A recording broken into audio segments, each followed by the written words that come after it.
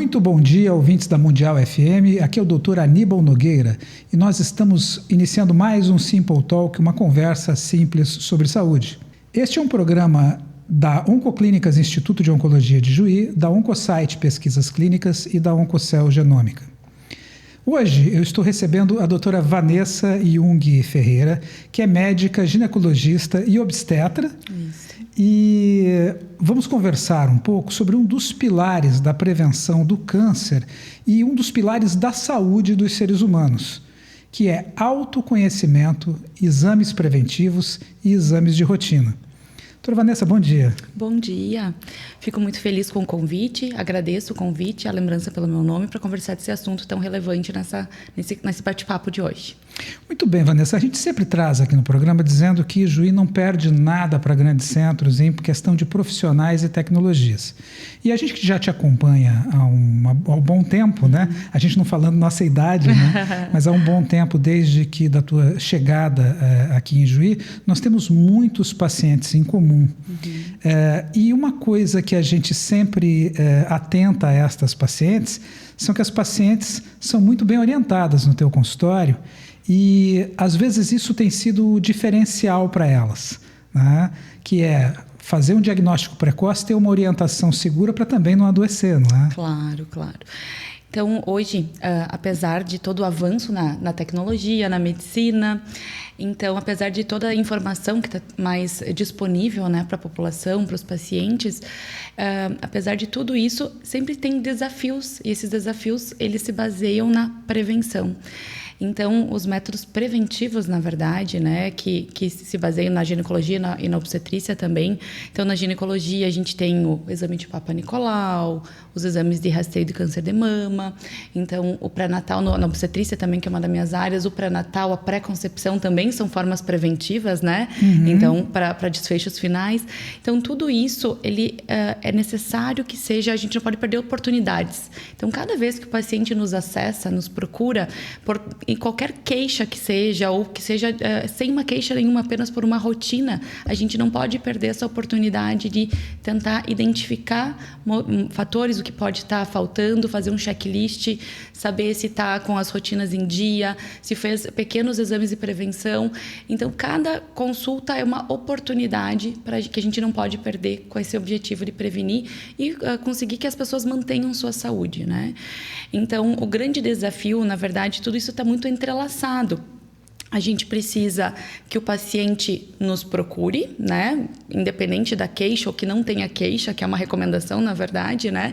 Que se tenha uma rotina anual com um ginecologista ou com um profissional que atenda a saúde da família ou numa unidade de saúde, na verdade.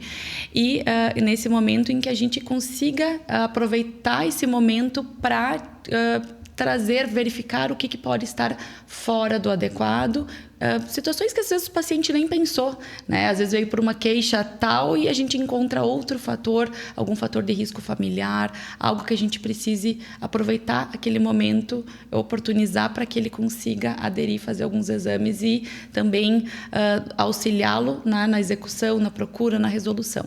Então, a gente considera que cada encontro é uma oportunidade que não pode ser perdida. E a gente não pode menosprezar nem subestimar a queixa do paciente, né? Eu sempre oriento os pacientes dessa forma. Aconteceu algo no seu corpo, ter autoconhecimento, saber que aquilo mudou. Doeu onde não doía, sangrou onde não sangrava, apareceu uma mancha que não existia, ou mudou uma mancha. Procura o profissional, vá no seu médico de confiança, que isso pode ser um diferencial para um diagnóstico precoce de algo que pode ser sério e está começando, né? Exato, exatamente. Então, na verdade, como eu estava falando, que apesar de a gente ter muita tecnologia, muitos exames, muita disponibilidade, hoje mais do que se teve antigamente, nada substitui o julgamento clínico do profissional que examina, mas também do próprio paciente, o que esse paciente notou. Então, assim, mesmo que, por exemplo, a gente sabe que o câncer de mama é um tumor mais frequente nas mulheres atualmente, né? E é um tumor altamente tratável e com chances de cura muito altas quando identificado precocemente. Então, o pulo do gato, o ponto central é identificar de forma precoce. Então, quando a paciente, mesmo que ela fez exame das mamas, o exame de rotina, está com a sua rotina em dia, fiz há 6 meses, 8 meses, mas ela notou nesse período uma modificação, essa avaliação própria dela e procurar um profissional para que seja feita, apesar de ter um exame normal ou não, uma avaliação clínica, é muito importante, né? Então, encontrar algum nódulo que seja palpável, que não tenha sido identificado, mesmo que seja alguns meses atrás, ou 1 ou 2 anos atrás, ou encontrar uma retração de mamilo, uma mudança na textura da pele, são situações clínicas muito importantes que a gente tem que seguir a investigação. Então, isso se baseia a prevenção, né? Então, o paciente precisa estar atento, precisa nos procurar, a gente precisa indicar o que é necessário, e esse paciente, o nosso desafio é que se siga, que se faça o restante do passo a passo para que tenha um resultado adequado no final. E a gente sempre fala, né, que ter um médico de confiança é essencial, e o médico de confiança ele vai conhecer as rotinas, a família desse paciente. E o ginecologista e o obstetra, né, a ginecologia é o acesso, às vezes, mais íntimo que essa mulher tem. E passa a ser, às vezes, a guia médica de toda a família. Quantas obstetras e obstetras que eu conheço que cuidaram da mãe, da gestação e orientaram, inclusive, a saúde dos filhos e foram ginecologistas das filhas também, não é? Sim. Porque é um vínculo muito forte, né? A obstetrícia, principalmente, gera um vínculo entre o paciente e o médico fantástico, né? Exato. E falando nisso, sem te interromper, claro. eu queria falar um pouco sobre a tua formação e a tua jornada e o que te trouxe a ginecologia, obstetrícia e a Ijuí. Muito bem. Então, eu terminei minha formação, eu sou formada desde 2010, terminei a minha graduação em medicina e em seguida já comecei a minha especialização em ginecologia e obstetrícia. Eu fiz minha especialização em Porto Alegre, no Hospital Nossa Senhora da Conceição. Então, eu passei lá em Porto Alegre 3 anos, que é o período dessa formação, em que a gente faz, na verdade, 2 especialidades que são conjuntas, né? Então, são 2 especialidades que têm suas peculiaridades, mas trabalham em conjunto, que é relacionadas com a saúde feminina. Desde então, quando eu finalizei a minha especialização em fevereiro de 2014, eu já me estabeleci aqui em Ijuí e estou desde 2014, então há um pouquinho mais de 12 anos aqui na cidade, fui muito bem acolhida aqui. E desde então, eu tenho meu consultório, trabalho nos 2 hospitais, e escolhi a ginecologia e obstetrícia exatamente pelos motivos que a gente estava conversando, por esse vínculo, por essa possibilidade de cuidar da saúde da mulher em todas as fases da vida. Então, a gente cuida quando a mulher está gestante, ou seja, está com o bebê, a gente cuida do binômio, né? Da mãe e do bebê. Então, lá na fase intrauterina, na infância, na adolescência, depois na fase reprodutiva, na fase e transição para a menopausa e depois na senilidade. Então, a gente consegue acompanhar essas mulheres, tratar e ajudá-las na manutenção da saúde em todas as fases. Cada fase com suas peculiaridades, né? Então, mas todas as fases são muito importantes. E é uma pergunta que sempre fazem, né? Quando é o momento de procurar o ginecologista? Então, quando precisa sair do pediatra e procurar o ginecologista? E não tem uma resposta exata quanto a isso, né? Porque o ginecologista está aberto para atender mulheres em qualquer fase, em qualquer idade, qualquer fase da vida. Então, é uma especialidade que me traz essa grande alegria de ter a oportunidade de tratar não só as doenças, mas também a prevenção, manutenção, auxílio, então a manutenção da saúde em si. Então, eu fico muito feliz com essa... E foi isso que me encantou nessa profissão. Então, como eu disse, eu também sou obstetra, né? Então, eu atendo... todas as mulheres, eu não tenho apenas um nicho dentro da ginecologia, da obstetrícia, tem alguns nichos, né, de subespecialidades, mas eu atendo todas as especialidades. Então... Esse é um grande motivo da gente te chamar aqui, por ser uma ginecologista e obstetra completa, que atua amplamente nas áreas, né, e não pegou... alguns vão para mastologia, claro. Outros para a parte só ginecológica. Muitos pararam de fazer ginecologia e fazem só obstetrícia. Né? A gente falando sobre prevenção, tu disse agora sobre mama, sobre esses sinais de alerta de mama. Hoje nós sabemos que 85% dos diagnósticos precoces são curáveis. Quanto menores os tumores, melhores os resultados. Menos intervenções são feitas nessas pacientes.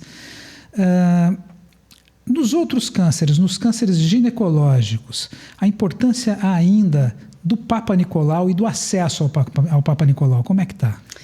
Bom, então o câncer do colo uterino é um câncer altamente prevenível e com uma chance de cura também, além de quando a gente não consegue preveni-lo, né, que existem algumas ferramentas para isso, com uma chance de cura muito alta quando diagnosticado em estágios iniciais. Mas, assim, a prevenção, ela vem, então, desde o Papa Nicolau, né, que é um exame amplamente conhecido. Agora a gente também tem a vacina contra o HPV, que é uma vacina que está disponível gratuitamente para uma certa faixa de idade, né, até de 9 a 14 anos, atualmente no Rio Grande do Sul até 19 anos, até o final desse ano. Então, mas ela pode ser indicada e administrada para mulheres até 45 anos nas clínicas privadas também. Então, é uma vacina que previne câncer. Então, olha quantas poucas vacinas que existem que previnem câncer, né? E não previne só, como é ligada ao HPV, ela previne fortemente, acho, né? Tenho esperança de nós extinguirmos o câncer de colo uterino em gerações no nosso país com a vacinação em massa. Mas ela está intimamente ligada a outros tipos de câncer, como o câncer, os tumores de canal anal, os tumores de esôfago, câncer de cabeça e pescoço, câncer de boca. Né? Então, é uma vacina que tenham atenção, levem seus filhos, é gratuita, né? Para ser feita nas redes públicas. As meninas adolescentes, os meninos adolescentes também. Exato. Então, meninas e meninos. E um dos grandes pilares realmente da prevenção é os meninos, né? Então, ela também previne o câncer de pênis, né? Que também é um tumor, realmente é bem menos frequente do que o câncer do colo uterino, mas é um câncer também prevenido pela vacina. E muitas vezes, então, quando as mães chegam com suas filhas adolescentes, chegam lá 9, 10, 11 anos, e a gente sempre questiona isso. Está na idade de vacinar, é gratuito, é uma vacina que se a gente não se perde a oportunidade quando termina de forma gratuita, mas se existe um investimento financeiro posterior, né? Se a gente perde a idade ali para vacinar as filhas, mas por que vacinar nessa idade? Parece tão cedo, assim, algumas vezes as mães, mas é tão precoce, é tão cedinho. Isso como é algo que o vírus ele tem uma transmissão sexual, isso cria um tabu para algumas pessoas, talvez pela falta de informação, né? Então, por que essa idade 9 a 14? Porque é o momento em que se sabe que as mulheres vão ter a menor chance de ter entrado em contato com o HPV, né? Então, ou seja, a vacina ela vai ser mais efetiva e do ponto de vista imunológico ela vai ter uma resposta muito melhor. Sendo que nessa faixa de idade é indicado 2 doses da vacina.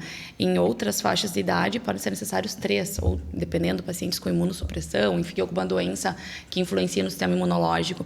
Então, é uma oportunidade que a gente também lança na consulta. Então, às vezes, a adolescente é trazida pela mãe, por algum familiar, para orientação sobre menstruação mesmo, e a gente não pode perder a oportunidade. Então, aí que entra o fator da prevenção, né? A gente precisa alertar, porque às vezes é um preconceito, algo que leu na internet. Hoje a internet tem muita informação adequada, mas também tem muita desinformação e muitas fake news, enfim, que se espalham de forma muito rápida. Então, a gente precisa desmistificar. Como também a mamografia passa por isso, né?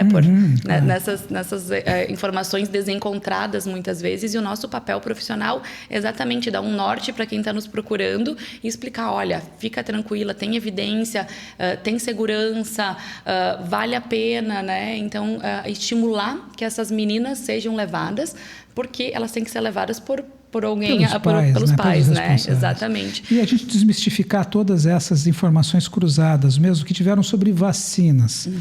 A vacina do HPV, ela é uma vacina consolidada, ela previne câncer, vai prevenir um câncer de contato sexual. Existem muitos tabus, mitos e verdades sobre a transmissão do HPV. A transmissão é sexual, ninguém tem culpa de ter transmitido nem de ter pego. Às vezes uma mulher que teve, e a gente se depara muito, né? Que teve a sua primeira relação sexual com o seu marido e faz um diagnóstico de captura híbrida de HPV, e ela fica, mas eu perdi minha virgindade, tive minha primeira relação com meu marido. Mas o que aconteceu? O seu marido não teve, ele não te traiu, ele pegou de alguém. Algumas fantasias de que se pega no banheiro público, de se pega que pode se contrair por uso de roupa íntima. Até teoricamente poderia, mas nós não temos nenhum registro clínico desse tipo de transmissão. Sim. A transmissão é sexual e é prevenível através da vacina. Exato. Países que já começaram a vacinar há muito tempo, os países europeus, os Estados Unidos, eles têm baixíssimos índices de contaminação. E como é difícil tratar um câncer de colo uterino avançado. Sim. O quanto é mutilador, o quanto é doloroso e o quanto nós perdemos ainda mulheres jovens para o câncer de colo uterino. Exatamente.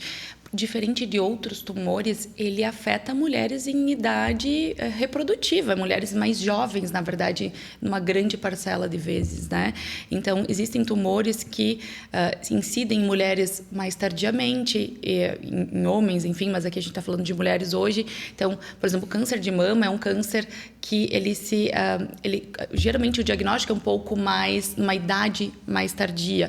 E o câncer de colo uterino, não. A média de idade de 35 anos, mais ou menos, é uma idade extremamente precoce e é um câncer em que realmente é mutilador, dependendo do estágio, e os tratamentos trazem uma boa chance de cura, uma boa chance de sobrevida, enfim, dependendo do estágio, claro, né? Vai mudando conforme o estágio, mas eles modificam muito os órgãos ginecológicos ao redor, né? Então, o foco realmente é a prevenção.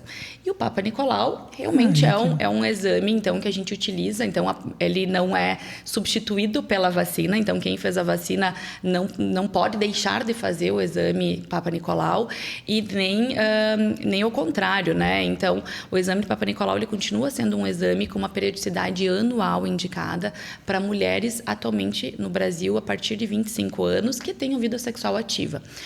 Ele pode ser feito em mulheres antes disso, claro. Então, a gente tem que analisar todo o contexto, o perfil imunológico dessa paciente, se ela tem alguma doença autoimune, se ela tem alguma imunossupressão, enfim, então tem algumas peculiaridades.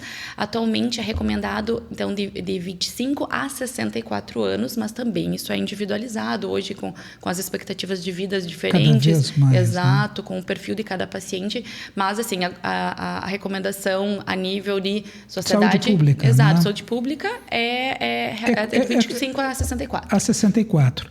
Individualizado, claro, lembrando da autonomia do médico de solicitar o exame, mesmo este médico sendo um médico do setor público, se ele acredita que esse paciente tem benefício, ele deve solicitar. Exato. Essa foi uma das dúvidas, porque nós temos as questões de políticas de saúde, o cobertor é curto, a gente tem que fazer chegar na maioria. Sim. Né? Mas como nós conseguimos, com uma luta muito grande da Sociedade Brasileira de Ginecologia e Obstetrícia e da Sociedade Brasileira de Oncologia, reduzir a faixa etária da mamografia para as pacientes, visto o aumento cada vez mais incidente do câncer de mama em populações mais jovens, mulheres mais jovens, que isso é uma outra conversa também. Mas uma das polêmicas do consultório foi essa: mas eu passei dos 65, eu não devo mais fazer? Conversa com o seu ginecologista. Exatamente, porque a mesma coisa aconteceu com a mamografia, né? Então, a mamografia era indicada então, até os 75 anos. Mas a gente vê, graças a Deus, e através do avanço da medicina, que a expectativa de vida das pessoas está muito diferente. Então, a gente tem muitas vezes benefício em sim se manter esse acompanhamento. Isso tem que ser muito individualizado, né? Com certeza. Então, eu particularmente mantenho para pacientes após 65 anos em muitas pacientes. Nos deparamos ainda com o diagnóstico. Eu tive há muito. pouco tempo, compartilhando uma história, uma paciente de 85 anos que fez um diagnóstico de câncer de colo uterino. Exato. Né?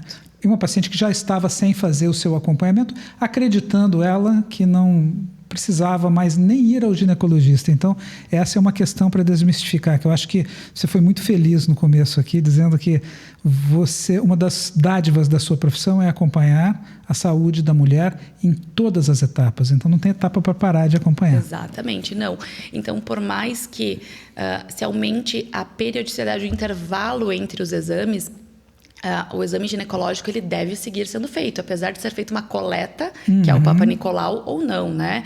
O exame clínico das mamas, apesar de não ser feito a mamografia naquele ano, se ele já tiver um espaçamento um pouco maior, o exame clínico das mamas ele deve seguir sendo feito. Então, a gente não examina, a nossa prevenção ela não é só exames de imagem ou exames laboratoriais, a gente indica a avaliação clínica também, né?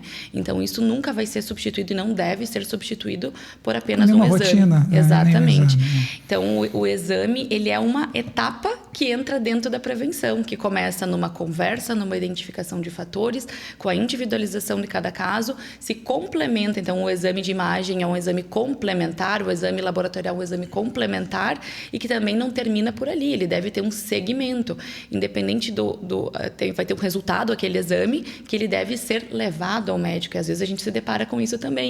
O paciente, não, mas eu fiz, mostrou para alguém, esqueci de mostrar, eu achei que estava tudo bem, eu olhei lá e estava tudo certo, e às vezes estava uma categoria 0, acharam que 0 é melhor do que uma categoria, um número mais alto, enfim, não às vezes tenta interpretar, né? Exatamente, às vezes gera alguma confusão e alguns exames indicam uma continuação dessa investigação. Então, o exame é apenas um detalhe, um pontinho em todo o contexto que a gente precisa fazer, né? E o exame às vezes vai te dar parâmetros de saúde também desta mulher, né? De novas orientações que vão melhorar a qualidade de vida dela em outros aspectos, não somente na prevenção do câncer, né? Na qualidade de vida. Sobre ainda o Papa Nicolau, a gente falar sobre as detecções precoces que a gente mais ou menos explica para o paciente que é antes de virar câncer, né? Bom, atualmente, então, além do exame de Papa Nicolau, está sendo implementado a pesquisa do HPV diretamente. E por que a gente fala tanto do HPV da vacina, da pesquisa do HPV, além do Papa Nicolau, que é uma análise, digamos, das células, né, do colo uterino, que as células que podem estar infectadas. Porque o HPV, a gente considera, na verdade, que o câncer seja, em quase sua totalidade, ocasionado pelo vírus HPV. Então, esse vírus, né, de transmissão sexual, como a gente conversou, está sendo alvo agora da pesquisa. Então, a gente está implementando, né, principalmente desde o ano passado no Brasil, né, em outros países isso já acontece há mais tempo, essa pesquisa que a gente chama de PCR do HPV de alto risco. Então, a pesquisa diretamente dos vírus, dos subtipos do HPV que mais estão relacionados com o câncer do colo uterino, com os subtipos mais agressivos. Então, dessa forma, oportuniza, na verdade, que a gente identifique, mesmo antes de ter qualquer alteração pré-câncer no colo uterino, a gente analisa as pacientes que têm contato. Então, se a paciente teve contato com algum tipo de HPV, a maioria das pessoas, 80%, vai conseguir eliminar esse vírus, mas nesse período a gente vai conseguir monitorizar essa paciente com mais detalhe. A gente consegue oferecer outros exames, como a colposcopia, que é um exame a mais que a gente avalia o colo uterino com aparelhos que nos fornecem imagens, na verdade, do colo, com pequenas alterações que podem passar não percebidas no exame ginecológico, né, lesões mais microscópicas, e a gente conseguir identificar essas lesões que a gente chama de pré-cânceres, que são lesões intraepiteliais, podem ser de alto ou de baixo grau, ou seja, de baixo risco ou de alto risco para evoluir para câncer, e a gente conseguir tratá-las antes de se tornarem, né? Exatamente, com procedimentos ambulatoriais, procedimentos de baixa agressividade e que vão resolver aquela alteração inicial pelo HPV e sim oportunizar que essa mulher mantenha o acompanhamento de perto e não desenvolva nunca um câncer. Então, é esse um dos objetivos, né? Então, essa implementação desse novo exame está acontecendo de forma gradativa. Então, a gente imagina que talvez até substitua, que a gente consiga espaçar os exames com o passar do tempo, dessa forma, fazendo uma aderência, que as pacientes tenham uma aderência maior à procura, né, dos serviços, mas ainda isso está um pouco gradual, né? Ainda não foi passado totalmente, não foi mudado totalmente ainda. E ainda não chegou no SUS, tá? Como uma rotina? Está, em algumas cidades sim. Aqui em Ijuí já está sendo coletado em alguns locais, não em todos ainda, porque exige um treinamento, exige laboratórios para ter essa análise. Então, tem todo um contexto, né, até que se chega e se amplie isso, mas devagarinho agora está se discutindo muito nas nossas conversas, nos nossos encontros de ginecologia, sobre o quanto a gente vai estar sendo reprodutível isso e seguro, né? Então, agora estamos nesse patamar de discussão, né? O quanto a gente pode ampliar, se a gente vai conseguir, baseado na segurança desses exames, conseguir ampliar os exames para cada 3 anos, 5 anos, ou a gente mantém anual. Então, se mantém junto o Papa Nicolau, inicialmente a gente está mantendo junto. É o momento da maturidade científica, né? Onde nós vamos ajustar ainda para ter o time exato e a segurança e eficácia do exame. Uma das grandes discussões que nós tínhamos, principalmente nos países de terceiro mundo, era sobre a qualidade da compostologia oncótica, que é o exame que analisa as células ali do Papa Nicolau, né? Que a gente fazia uma coleta, às vezes, numa unidade básica de saúde, distante de um grande centro. Ela era fixada, às vezes, com um produto não tão bom, ficava, às vezes, estocada nesse ambiente, e depois desse ambiente ela ia ser deslocada a um LACEN, a um laboratório central estadual para fazer, e nós sabemos, nós que trabalhamos com oncologia, do tempo de degeneração tecidual, e quanto mais tempo demora, mais a gente vai perder característica de celularidade, e que nos países de terceiro mundo havia muito falso negativo, né? E talvez este fosse um dos vieses de, na Europa, eles já terem diminuído antes das vacinações a incidência de câncer de colo uterino, né? Sim. Ainda enfrentamos isso aqui no Brasil, né? Sim, com certeza. Bom, então, atualmente a gente tem 2 formas, né, dessa coleta e análise. Então, a coleta, ela é muito importante, porque ela precisa ter um treinamento adequado. A coleta do Papa Nicolau, ela exige, então, um exame ginecológico, que para algumas mulheres tem um pouco mais de desconforto, sensibilidade do que outras. Então, a forma de se coletar, os instrumentos, os materiais que a gente utiliza para coletar interferem nessa sensação de bem-estar da paciente ou menos desconforto da paciente. Então, tem pacientes que não procuram o atendimento exatamente, eu acho chato, eu acho ruim. Então, a gente ter materiais adequados é importante, ter profissionais treinados, porque a gente coleta, então, o colo do útero é uma parte final, né, que fica mais próxima ali da vagina do útero todo. Então, esse colo do útero, ele tem posições variáveis dentro da vagina no exame ginecológico, ele não está numa posição única. Às vezes ele mais anteriorizado, mais inferior, mais superior, mais profundo. O tamanho da vagina de cada paciente é diferente, então tem alguns desafios nesse exame ginecológico, e o profissional que vai fazer a coleta precisa estar bem treinado. Porque se ele não fizer a coleta correta, a gente também vai ter um resultado não adequado. Então, a gente tem que ter uma coleta que a gente chama endocervical, que vai uma escovinha lá dentro do colo uterino, ele tem que ter uma rotação adequada, não é só uma passada de uma escovinha rápida, então ele tem que ter toda uma preparação e um armazenamento desse material. Hoje a gente utiliza muito meio líquido, né? Que tem realmente se mostrou, já está comprovado, né? Uma segurança do material mais adequada, né? Então, mas também não tem nas unidades de saúde públicas, né? Então, a gente utiliza a nível de consultório, a nível de convênios, mas ainda não está amplamente distribuído em todo o Brasil, né? Nosso Brasil é muito grande também, tem uma distribuição não uniforme de algumas tecnologias, mas se diminui bastante. Então, a gente tenta implementar da melhor forma, né, tudo isso.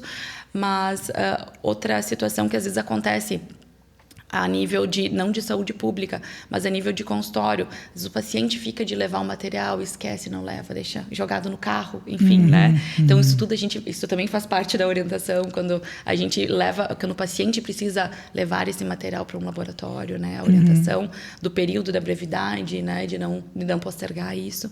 Então, tem várias nuances que a gente tem que levar em consideração. Dentro da tua experiência, você traria hoje uma história para contar para a gente que te surpreendeu de forma positiva, que te marcou, que preveniu, que salvou a vida de alguém? Claro, muitas, na verdade, muitas. Muitas, todos nós temos, muitas, né? Histórias, né? Mas pacientes que, por exemplo, tem um histórico agora, uma história assim que eu poderia contar brevemente, de uma paciente que não procurava unidade porque existem algumas situações que a gente chama de vaginismo, que a paciente tem muito desconforto, dor, desde a relação sexual, então ela já leva isso para evitar uma consulta ginecológica, para evitar desde uma avaliação no posto de saúde mesmo que seja. Então, um paciente que não procurava atendimento e como a grande maioria, infelizmente, procura quando tem qualquer sintoma que ela julgou que era relacionado com a menstruação. Não, estou com um sangramento aí, tive uma relação, mas eu sempre tenho desconforto, acho que foi por isso, eu nem ia vir, mas resolvi ir. Procurou atendimento, a gente examinou da melhor forma possível para diminuir o desconforto daquela paciente e identificamos uma lesão pré-câncer, mas num estágio, a gente tem alguns estágios, né, que a gente chama das lesões de alto grau, já era uma lesão de alto grau, ou seja, uma lesão com alto risco de evoluir para câncer, e a paciente fazia, assim, mais de 5 anos que não procurava nenhum atendimento de saúde com esse ponto de vista ginecológico. E a gente conseguiu identificar, conseguiu tratar, e ela viu a importância disso também, ela estava numa faixa de idade que ainda valia a pena fazer a vacina do HPV, então ela conseguiu se vacinar, conseguiu prevenir o câncer com esse procedimento que é relativamente simples, né, de ser feito, e isso nos dá uma grande satisfação, na verdade, a gente conseguir que essa paciente que talvez não procuraria atendimento por algum fator ali, algo que aconteceu que levou ela a procurar e a gente conseguiu identificar e conseguiu prevenir, isso dá uma satisfação enorme, né? São os milagres do dia a dia, exatamente, né? Se a gente acredita em milagre, o milagre acontece, exato, né? Exatamente, a paciente fica grata, a família ficou grata, então a paciente que não tinha ainda filhos, ela percebeu tudo assim que ela estava em negação, na verdade, assim, ao longo do tempo de não procurar, porque é chato, porque, enfim, vários fatores, né, que levam a isso, e ela ter procurado o atendimento, que talvez ela nunca imaginou que fosse algo relacionado com isso, estar relacionado, a gente conseguiu tratar, resolver e está curado, né, e está resolvido, ponto final, tem que acompanhar, ela segue acompanhando, então ela percebeu mais do que tudo, assim, a importância desse acompanhamento, mas essa medida preventiva, isso que a gente conseguiu fazer com essa paciente, graças a Deus, preveniu dela desenvolver um tumor, um câncer, que levaria a uma qualidade de vida, uma morbidade muito grande e talvez até uma mortalidade, dependendo do momento, né, que ela identificasse. Porque esses tumores são assintomáticos, né? Então, eles vão dar sintomas quando eles estão mais avançados. E é aí que a gente já perdeu a batalha, né? Verdade. Doutora Vanessa, olha, muito bom. Nós fizemos aqui uma conversa muito ótima, muito elucidativa. Muito importante essas informações para o nosso público, para os pacientes, para as pessoas em geral. E a dica, acho que a doutora Vanessa nos deixa aqui, está bem clara, né? Faça os seus exames preventivos, tenha o seu médico de confiança, procure, não menospreze seus sintomas, mantenha as suas vacinações em dia, vacine seus filhos para o HPV, a vacina do HPV salva vidas, previne câncer. Exatamente. Muito bem, esse foi mais um Simple Talk, uma conversa simples sobre saúde, um programa da Oncoclínicas Instituto de Oncologia de Juí, da Oncosite Pesquisas Clínicas e da Oncocell Genômicas. Hoje eu tive a honra de receber aqui para uma conversa muito informativa, uma conversa essencial sobre saúde da mulher, a doutora Vanessa Jung Ferreira, médica ginecologista e obstetra. Doutora Vanessa, sua mensagem para os nossos espectadores. Então, eu agradeço o convite, eu agradeço a oportunidade de conversar e conseguir ter esse bate-papo que é fundamental, né, para atingir as pessoas, para que tenham mais conhecimento de qualidade. Então, a mensagem é exatamente isso. Não procurar apenas quando tem sintomas. Que tenha uma rotina anual, que pode ser na unidade de saúde, pode ser com o seu médico de confiança, para que esse profissional consiga orientar, nunca menosprezar, como a doutora Aníbal falou, nunca menosprezar qualquer sintoma, qualquer modificação. A gente tem o autoconhecimento do nosso corpo, isso é fundamental, e sempre dessa forma a gente vai conseguir ter melhores resultados e nos prevenir e ter saúde. Muito bem, Vanessa, muito obrigado. Para você que está nos acompanhando e pegou a conversa na metade, se você quiser ver e rever este programa, ele já está no ar no canal do YouTube aqui da Mundial FM. Também foi ao vivo no Instagram da Mundial FM. E a partir de segunda-feira ele vai estar editado no canal do YouTube e Spotify do Instituto de Oncologia de Ijuí. Vai lá, Instituto de Oncologia de Ijuí. Tem mais de 90 programas com temas relevantes em saúde para você se informar e encaminhar para quem você ama, para que tenha informações relevantes também. Até o próximo sábado e continue com a programação da Mundial FM, que tem muita coisa boa por aí. Obrigado, Vanessa. Obrigada, agradeço.